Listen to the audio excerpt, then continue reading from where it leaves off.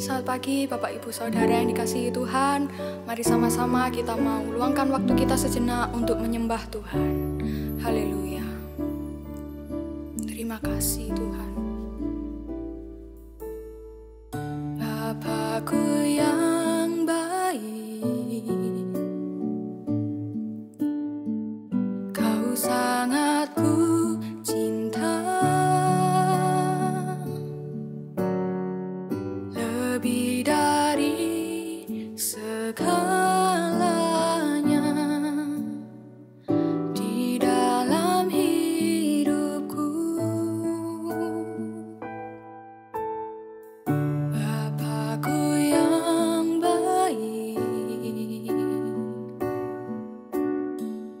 Engkau yang ku perlu,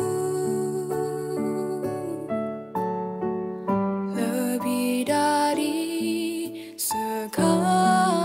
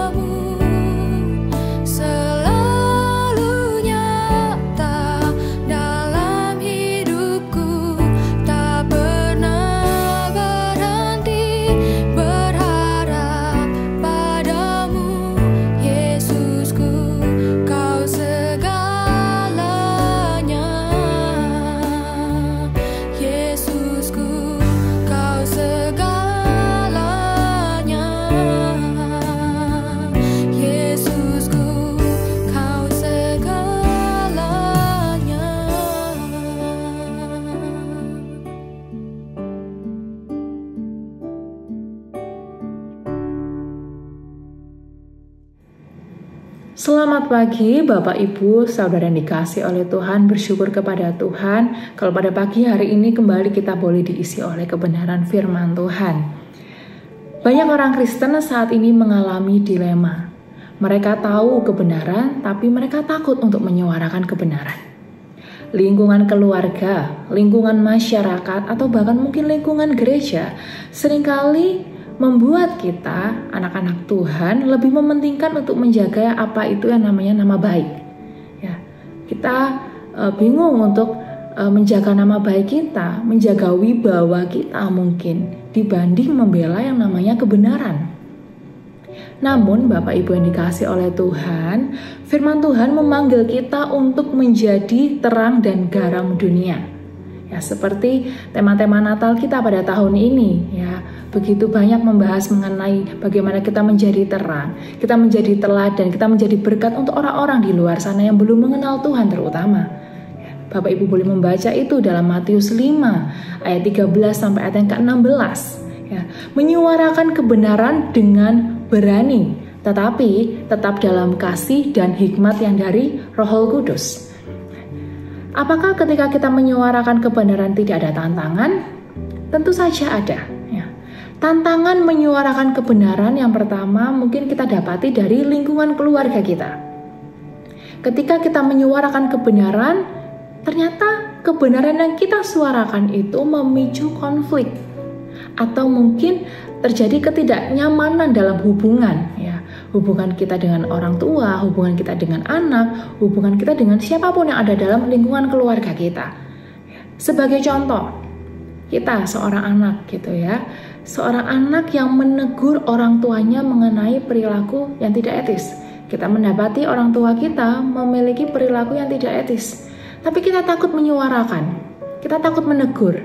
Karena apa? Karena kita takut dianggap tidak menghormati orang tua. Nah, yang kedua, di lingkungan gereja. Ketika ada ketidakadilan atau ada dosa tersembunyi di dalam tubuh Kristus misalnya. Tetapi tidak ada yang berani mengangkat bicara demi apa? Demi menjaga yang namanya harmoni. Ya. Sebagai contoh dalam Alkitab, kita bisa belajar itu dari seorang nabi yang namanya Nabi Nathan. Nabi Nathan berani menegur Raja Daud ya, atas dosa yang dia lakukan dengan Batsheba. Bapak Ibu boleh membaca itu di dalam 2 Samuel 12 ayat 1 sampai ayat yang ke-15. Ya, Nabi Nathan berani menegur Raja Daud. Nah, yang ketiga, tantangan menyuarakan kebenaran lainnya kita dapati ketika adanya tekanan sosial. Ya, dunia lebih sering menerima kompromi daripada kebenaran. Ya, itu yang perlu kita ketahui. Dunia itu lebih sering menerima kompromi daripada kebenaran. Sehingga menyuarakan kebenaran dianggap tidak populer, ya, atau bahkan mengancam dunia. Yohanes 15 ayat 18 sampai ayat yang ke-19. Jikalau dunia membenci kamu, ingatlah bahwa ia telah lebih dahulu membenci aku. Jadi Bapak Ibu Saudara, melalui ayat ini kita pun diingatkan. Ketika kita mungkin menyuarakan kebenaran, kita melakukan apa itu yang menjadi kebenaran firman Tuhan, dan dunia tidak suka dengan kita, membenci kita, kita perlu mengingat ayat ini kembali. Ketika dunia membenci kita, ingatlah bahwa dunia sudah terlebih dahulu membenci Kristus. Ya. Selanjutnya, lalu bagaimana cara menyuarakan kebenaran dengan benar dan tepat? Ya. Ternyata kita juga perlu mengetahui bahwa ketika kita mau menyuarakan kebenaran, kita harus menyampaikan itu dengan benar dan tepat. Maka yang pertama, dengan kasih dan kelembutan. Seringkali ketika kita menyuarakan kebenaran, kita mementingkan emosi kita, ya. Kita gerusa-gerusu gitu bahasanya. Kita buru-buru, kita tidak berpikir panjang dulu. Ya. Ketika kita menyuarakan kebenaran, kita lupa bahwa kita perlu menyuarakan itu dengan kasih dan kelembutan. Efesus 4 ayat yang ke-15 dikatakan, tetapi dengan teguh berpegang kepada kebenaran di dalam kasih, kita bertumbuh di dalam segala hal ke arah Dia. Ya, menyampaikan kebenaran dengan tujuan membangun. Kita perlu mengingat-ingat ini Bapak Ibu yang dikasihi oleh Tuhan. Ketika kita menyuarakan kebenaran, tujuan kita adalah untuk membangun, bukan untuk menghancurkan. Yang kedua, dengan hikmat dan doa. Kolose 4 ayat yang ke-6 dikatakan, hendaklah kata-katamu senantiasa penuh kasih, jangan hambar, sehingga kamu tahu bagaimana kamu harus memberi jawab kepada setiap orang. Puji nama Tuhan. Berdoalah Bapak Ibu yang dikasihi oleh Tuhan agar Tuhan memberikan hikmat kepada kita tentang waktu dan cara yang tepat untuk menyuarakan kebenaran, sehingga kita tidak lantas menyuarakan kebenaran itu di waktu yang tidak tepat, sehingga apa yang hendak kita suarakan itu tidak tersampaikan. Jadi kita perlu berdoa, kita perlu hikmat dari Tuhan untuk kita tahu waktu dan cara yang tepat untuk menyuarakan kebenaran itu. Yang ketiga, dengan keteladanan hidup.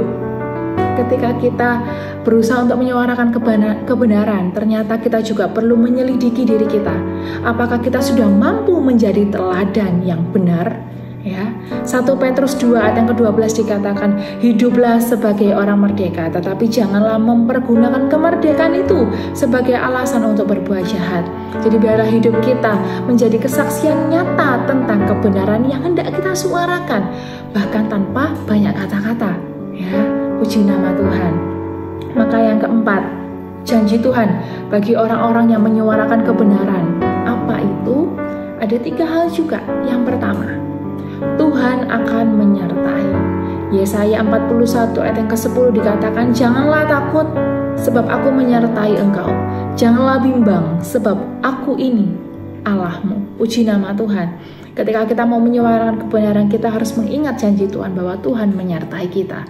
Yang kedua, Tuhan memberikan keberanian. Ya, 2 Timotius 1 ayat yang ke-7 dikatakan, sebab Allah memberikan kepada kita bukan roh ketakutan, melainkan roh yang membangkitkan kekuatan, kasih, dan ketertiban. Ya, ketika kita mau menyuarakan kebenaran itu, maka kita perlu mengingat bahwa ada janji Tuhan mengenai Tuhan memberikan kita keberanian untuk menyuarakan apa yang menjadi kebenaran itu. Dan yang ketiga, Tuhan akan membela. Mazmur 37 ayat 5-6 dikatakan, serahkanlah hidupmu kepada Tuhan dan percayalah kepadanya dan Ia akan bertindak. Ia akan memunculkan kebenaranmu seperti terang. Puji nama Tuhan. Ini juga perlu kita ingat bahwa ternyata ketika kita menyuarakan kebenaran, Tuhan juga yang akan mendatangkan pembelaan bagi kita. Nah, puji nama Tuhan Bapak Ibu yang dikasihi oleh Tuhan. Sebagai renungan pada pagi hari ini, apakah ada kebenaran yang selama ini kita abaikan karena takut menyuarakannya? Bapak Ibu boleh menjawab itu dalam hati sambil kita merenungkan firman Tuhan pada pagi hari ini. Oleh sebab itu, mari mulailah melakukan kebenaran, menyuarakan kebenaran itu dari hal yang terkecil. Seperti apa? Seperti kita berbicara jujur kepada keluarga kita, ya, atau kita mendukung kebenaran di lingkungan di mana Tuhan menempatkan kita. Puji nama Tuhan, kita bersatu dalam doa. Kami bersyukur Tuhan untuk firman Tuhan yang boleh datang pada pagi hari ini. Kami boleh belajar untuk menyuarakan kebenaran dengan benar, dengan tepat di waktu yang sudah Engkau sediakan. Tolong kami Tuhan, Engkau yang tahu apapun yang menjadi keberadaan kami. Kalau kami mungkin ada dalam tekanan sehingga kami sulit untuk menyuarakan kebenaran, berikan kami kekuatan, berikan kami kemampuan, berikan kami Tuhan pertolongan yang dari Engkau, sertai kami Tuhan ketika kami berusaha Tuhan untuk melakukan apa yang menjadi kehendak firman-Mu. Pimpin sertai kehidupan kami sepanjang hari ini dimanapun kami berada, kami dalam penyertaan Tuhan, dan kami siap melangkah bersama dengan Tuhan di pagi hari ini hanya di dalam nama Tuhan Yesus Kristus. Haleluya, amin.